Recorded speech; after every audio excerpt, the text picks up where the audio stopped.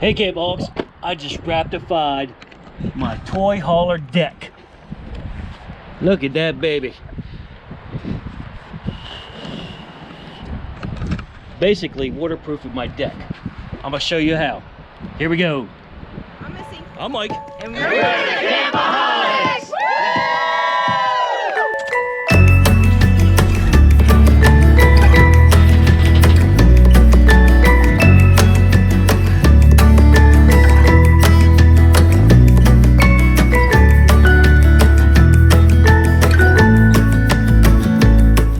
Get started, I'm going to cut this with some super clean, mix it with water, spray it on my deck, and scrub my deck. Yeah, this is an ice scraper, but it has a nice brush on it, so I'm using this. Really get down in those grooves. Get the surface nice and clean, because this has had a year of exposure as we went camping.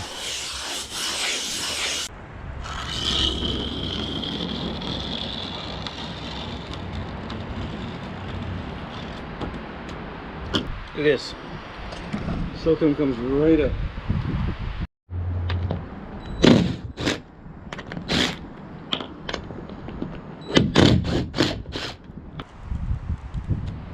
I want to show you this. When I took those deck locks off that locked the handrails into the deck, they were not silicone, so water could have seeped into this on any one of these 4 pedal locks for the deck handrail. But we're making progress. I'm pulling off all the caulk. I'm using a firm brush to get any residual off the deck top, and it's working out great. Of course, the sun is heating it up also, so it's taking off pretty easy. Now over there in the shade part, it's a little bit more difficult to take it off, so if you have a heat gun or maybe a hair dryer, that would probably also work too, to get the material off. But see, it's just rubbing right off all this silicone. Now again, I'm not going to take these off. Those are spring loaded, and who knows what would happen. I'm not going to chance it. Yeah, it doesn't take much to get that silicone off. As you can see, there's no major rust in the corners. However, there are some gaps under here. Close up. So that's what we're trying to prevent: water getting under here, rotting out the wood core of this deck slash ramp. I've seen some bad photos on Facebook groups of these decks failing, and the cars, motorcycles, whatever you put on here, they're falling through them. So due to they being wet over time, because people leave these things out in weather conditions. We try not to, but like I said, I'm going to do this just in case we get caught in some weather issues. All right, directions read: any smooth metal surface, you need to scuff it up. So that's what I'm going to do here.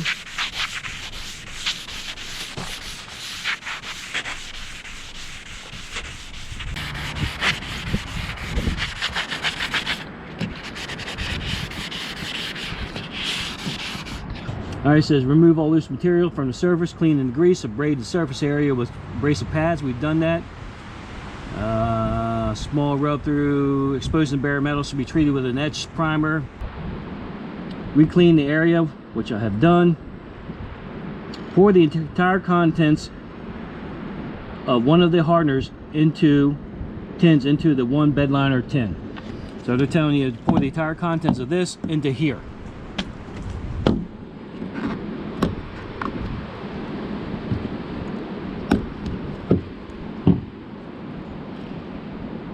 Pull up, remove cap.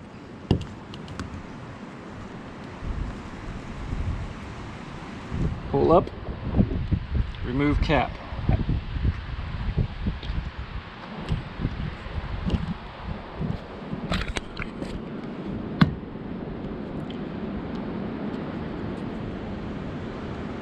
These damn pull tabs, it'll get all over you, just like that. I was saying, pour the entire contents of one harder tin into the bed liner tin. Recap and shake well for 2 minutes. I've already got on my gloves.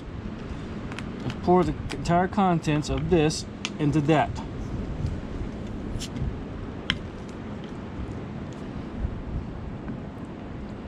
this into that, the entire contents.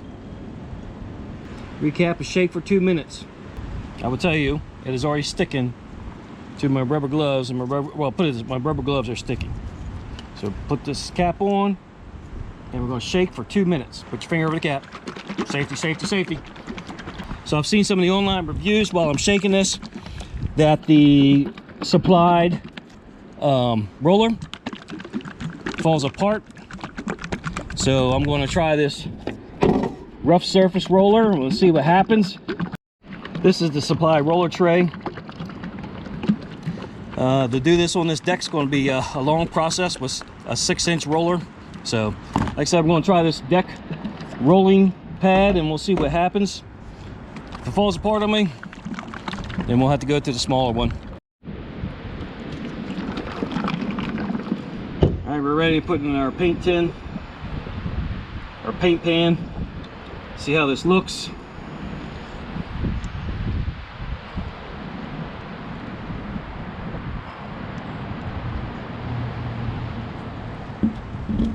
Got a little bit of odor to it. All right, folks, I'm going to roll this on. Wish me luck.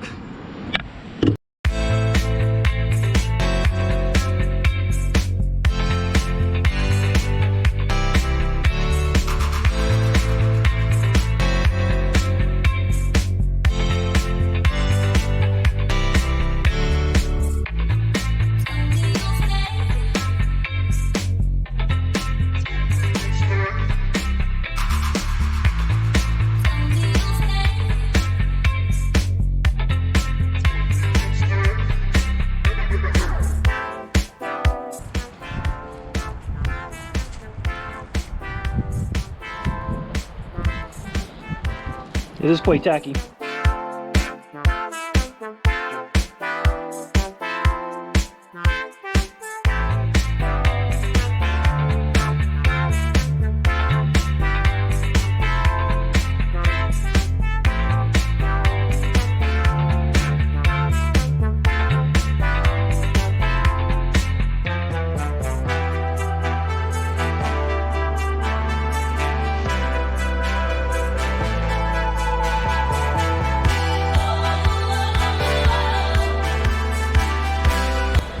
Using a lot of pressure to get this stuff on.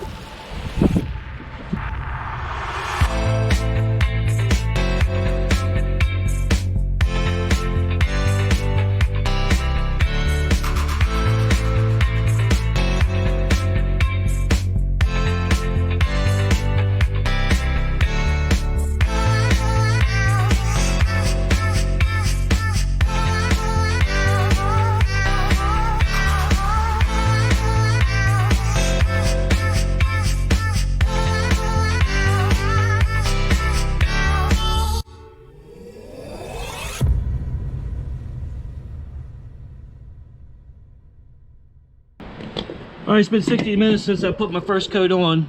Now what I've done is bought some DAP Black Dynaflex Ultra. It's for lifetime mold and mildew resistance. It's for windows, doors, siding, and trim. And I'm going to take this, I'm going to run a bead down in here, and I'm going to hit these spots right here where this hardware goes. So rainwater doesn't get down in the openings there and leak into the deck subsurface. So I'm going to go ahead and run this around the perimeter of this before my second coat, so I cover this while I waterproof any cracks or any edges. I don't know about you if you're an expert with caulk or not, but I always got a caulk tool to finish out my seams. All right, I'm running a bead of caulk around that seam area, seal that up watertight, and it has dried up pretty good, pretty quick. So I'll go ahead and run my second coat of roll-on Raptor and seal this baby up, and she should be waterproof. We can put some around here in the seam. I got a paintbrush to get around these tight spots here, and we'll go from there. All right, let's get this second coat on. Now I'm going to brush these spots in that the roller didn't reach. And I'm going to brush down my caulk line one more time. Make sure I get it and go over it with a roller.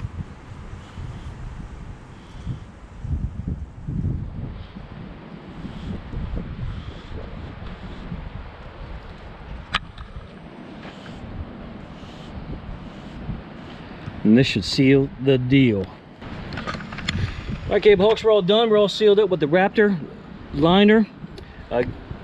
It's dry to the touch in about 60 minutes. It says 72 hours to cure on the directions. I'm very pleased with this. We should make this pretty much an impermeable surface. Everything looks nice and tight.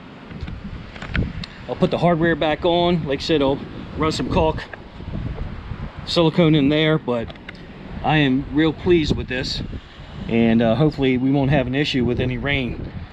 It's drying pretty quick. Of course, I got a breeze here. It's about 64 degrees, so that's helping out too.